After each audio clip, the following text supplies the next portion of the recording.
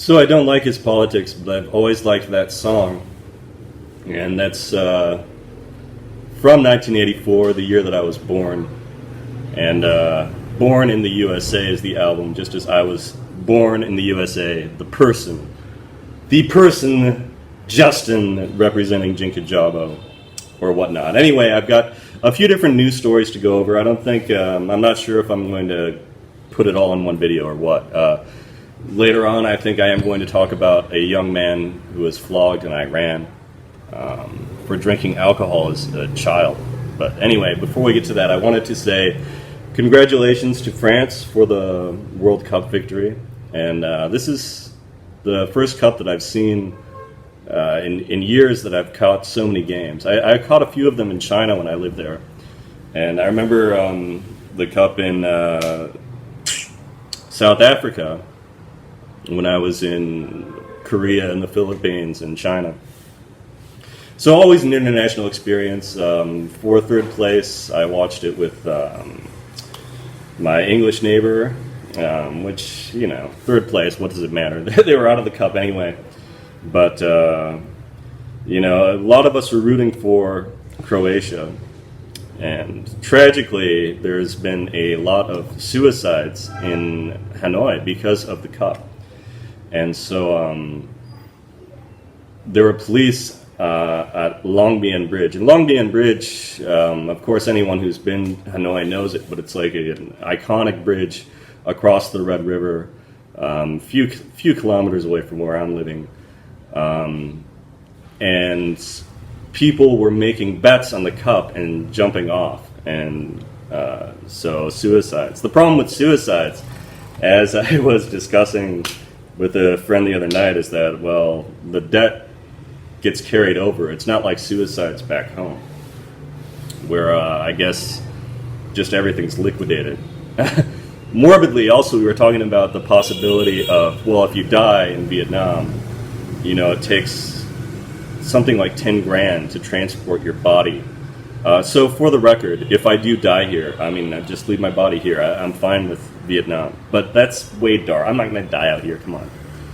Oh, boy. So maybe in a dark mood. I also wanted to talk about, okay, there was this article, the Papa John's founder.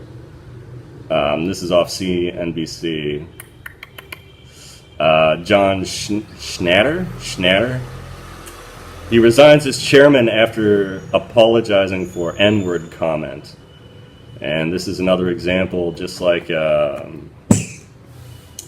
Kramer or people like that, using the N-word, the fatal thing that you can do. And so that's kind of sad. But there was a funny meme going on about this where it shows some black smoke coming out of some Papa John's pizza somewhere. And they're saying, oh, well, that means that the Cardinals have decided to pick a new Papa or something. Some Catholic joke, I don't know. I thought it was cute. But it is kind of a disgusting circumstance. Apparently, he was on a conference call or something, and he said that, well, Colonel Sanders, the KFC guy, he called blacks the N-word.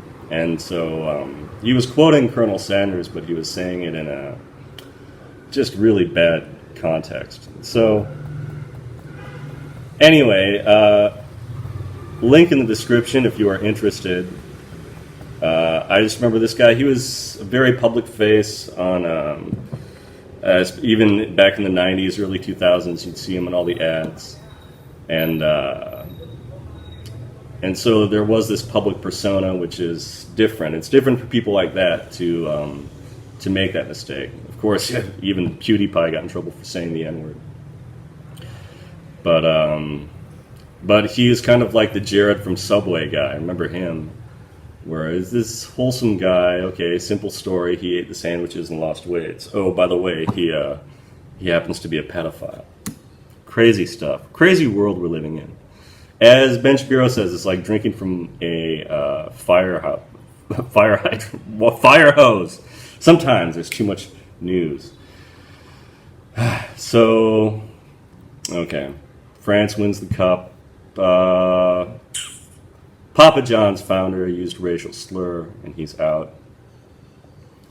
This was an interesting story. The real grab bag of news today. this interesting story out of a Mad Wax in Toronto.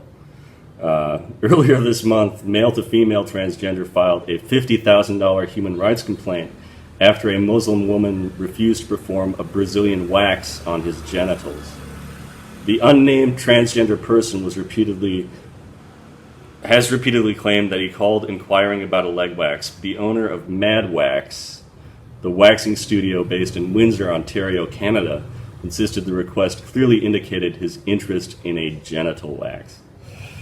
Mouthful of words there, but really it's this transgender person who asked a Muslim woman to wax his private. I'm not even sure what a Brazilian wax is exactly, but some very intimate kind of waxing. And she refused to do it. And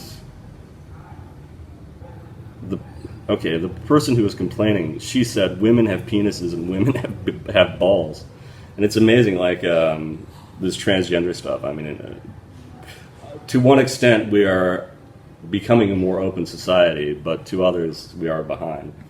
There is an interesting alliance between gays and Muslims, as